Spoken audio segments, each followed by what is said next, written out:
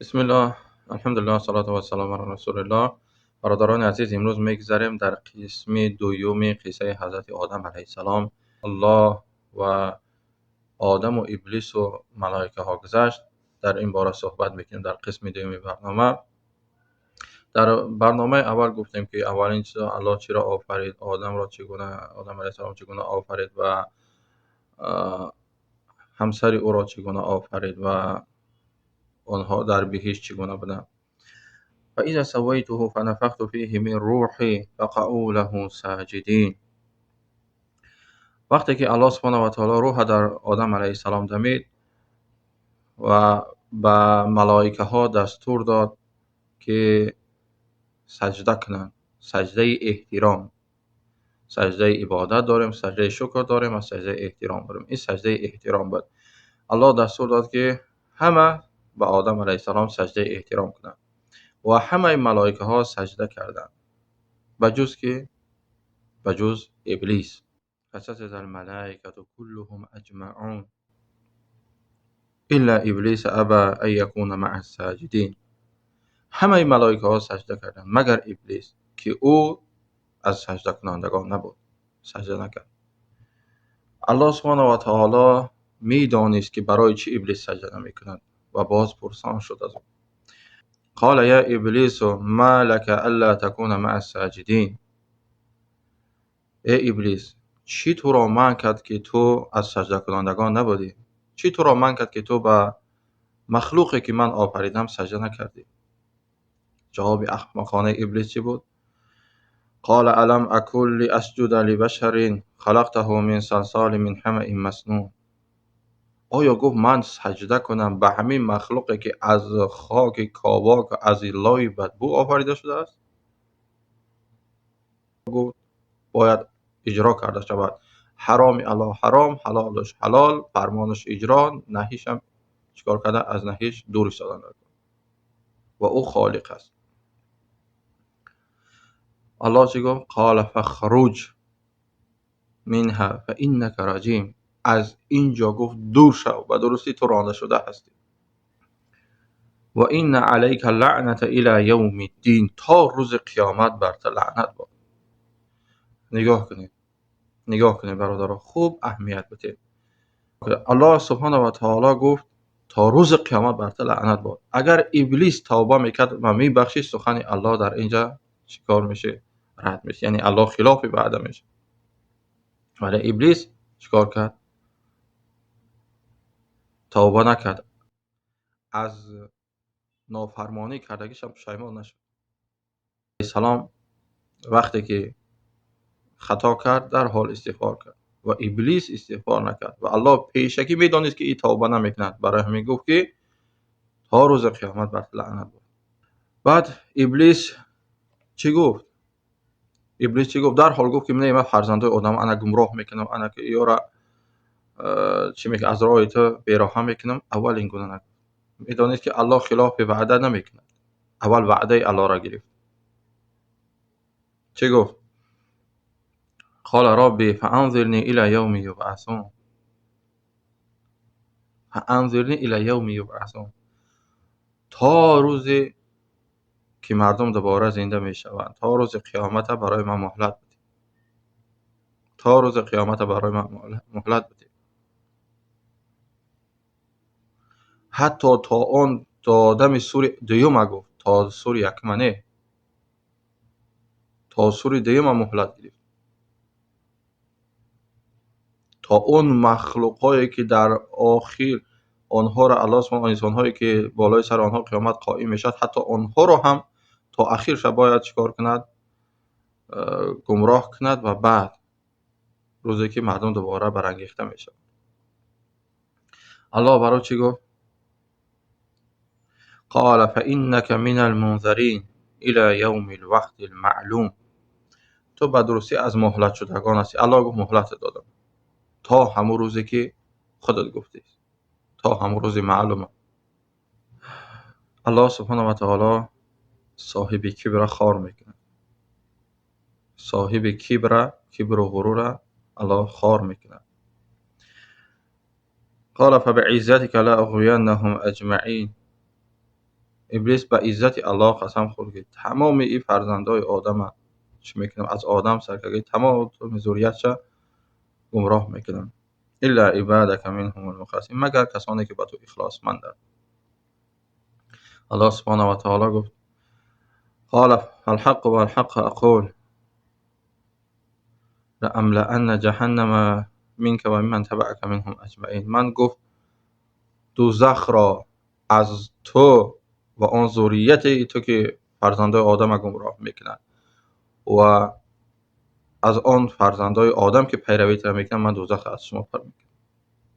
بعد ابلیس با چه گفت؟ ثم لآتینهم من بین ایدیهم و من خلفهم و عن ایمانهم و عن شمائلهم ولتجد اکثرهم شاکرین. گفت یا الله من از پیش آنها و از پس آنها و از راست و چپ آنها را گمراه خواهم کرد و اکثر آنها را شکرگزار نخواهی یافت. چرا از بالا نگفت؟ از بالا الله است. و اکثر آنها را شکرگزار نخواهی یافت. بعد الله سبحانه و تعالی در جواب ابلیس چی گفت؟ فاستفزز من استطعت منكم بصوتك واجلب عليه بخيلك ورجلك وشاركهم في الاموال والاولاد وعدهم وما يعدهم الشیطان الا غرورا. الله گفت که برو با صوت آواز خود آنها را گمراه کن. صوت ابلیس چی هست؟ این همین موسیقی ها و این همین فتنه ها، این همین برانگیز، این همین خبرهای دروغ، این همین همه صوت های ابلیس هست. و لشکر سواره و پیاده خود در حرکت را الله سبحانه و تعالی به ابلیس فرزندان زیادی داده بود که تحت فرمان او بودند و آنها را فرمان میداد برای گمراه کردن فرزندان آدم. لشکر پیاده سواره و پیاده خود در حرکت بود برای گمراه کردن آنها و در اموال فرزندانشان شریک شد و آنها را وعده های دروغ بده.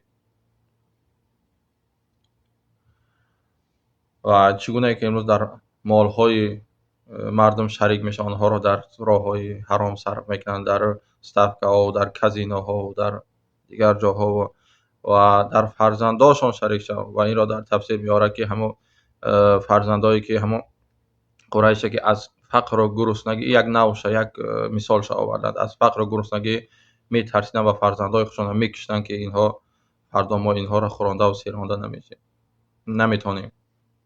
فردا ما اینا را خورانده و سیرانده نمیتونیم. فرزندای خودشان از زنده به زنده تیگور میکردن، میکشتن. یا اینکه از شرم میکردن که صاحب دختر شدن و این دختر بی غیرتی مرد ایشان میداد و او را زنده به زنده تیگور میکردن و بسیار حالت هایی بود.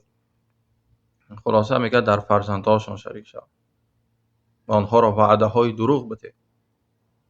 چی؟ و ما یعیدهم الشیطان الا غرورا. شیطان جز وعده دروغ چیز دیگری الله میگه نخواهد برای شما داد. فقلنا یا آدم این هذا عدو لك ولزوجك فلا یخرجنکما من الجنة فتشقى. گفت ای آدم از هر چیزی که میخواهی از بهشت بخور بنوش و به این درخت نزدیک نشو و بدان که این شیطان دشمنی تو و دشمنی زوجت هست، دشمنی همسرت هست. فلا یخرجنکما من الجنة فتشقى. نگذاره که این شما را از بهشت بیرون کند که رنج بکشید. نگذارید که این شما را از بهشت بیرون کند که رنج بکشید. و اگر ابلیس آدم بیرون نمیکن همراه زوجت چی میشد؟ هیچ کس برای کار دنیا رنج نمیکشید. هیچ کس برای دو پول شده، برای یک خوراک به دست آوردن 25 متر سیمین نمیبرار بکشید و شپکلافکه و راد بدن. همه در بهشت از نعمت‌های بهشت میخوردند و مینوشیدند و در اونجا همیشه جاویدان میماند. برای همین الله گفت که این شیطان دشمن تو و همسرت هست، نگذار تو را از بهشت بیرون کنه تا اینکه رنج بکشی. و الله ایرا پیشکی به آدم علیه السلام گفت و همون ترم شد از بهشت برآورده شد. بعد برای مجبور بود که برای به دست آوردن چه رنج بکشه که او را به دست بیارد و بخورد. پس آدم و حوا در بهشت بودند و الله سبحانه و تعالی با آدم علیه السلام گفت برو به ملائکه ها بگو السلام علیکم. آدم علیه السلام به ملائکه ها گفتن السلام علیکم. ملائکه ها گفتن در جواب و علیکم السلام و رحمت الله و برکاته. و الله سبحانه و تعالی با آدم گفت این تحیه تو و فرزندان تو هستند. و آدم علیه السلام همراه همسرش در بهشت میگذشت و همراه ملائکه ها انس گرفتند. چی یک زمان خوشحالی بود، چی یک زمان نوری بود. و آدم علیه السلام همراه همسرش در تمام بهشت میگشتند و از نعمتهای آنها میخوردند. تمام آن چیزی که الله سبحانه و تعالی به غیر یک درخت بر او حرام کرده بود نزدیک شدن به او را از تمام آن نعمتها بهره مند میشدند. و آیا ابلیس همین خیلی ایستاد و منتظر شد؟ نه. شیطان چیکار کرد؟ خواست آنها را وسوسه کند. آن شرمگاه آنها را نمایان کند و آنها را شرمنده کند در نزد اهل آسمان. چون که از پشت این آدم بود که الله سبحانه تعالی او را از بهشت راند و از این مقامش محرومش کرد. و چیکار کرد؟ به آدم گفت که ول برای درخت خود نافرمانی الله را کرد. نه، او به طرز خودش می‌دراید وارد جنگ می‌شود. او در صف ملائکه ها بود. اون ابلیس هرچند که از ذریت جن بود، از آتش آفریده شده بود، اما در صف ملائکه ها بود. او دانا بود. بعد چی گفت بر آدم و حوا؟ و قال ما نهاكما ربكما عن هذه الشجرة الا ان تكونا ملكين او تكونا من الخالدين. گفت الله شما را، پروردگار شما را از این درخت منع کرد به خاطر آنکه تبدیل به ملائکه نشین. مبادا که شما تبدیل به ملائکه شین و همیشه در بهشت مانید. و آدم علیه السلام و همراه حوا از او بیزاری میکردند و ابلیس میدید که این حرکاتش نتیجه نمیداد، کارش نتیجه نمیداد، چیکار کرد؟ راه آسانی فریب دادن آدم و حوا را یافت. و قاسمهما انی لکما لمن الناصحین. و آنها قسم خورد که من شما را نصیحتگر هستم. آدم علیه السلام و حوا در ذهنش نمی آمد که مخلوق پیدا شود به نام الله به دروغ قسم بخورد. در ذهنشان نمی آمد.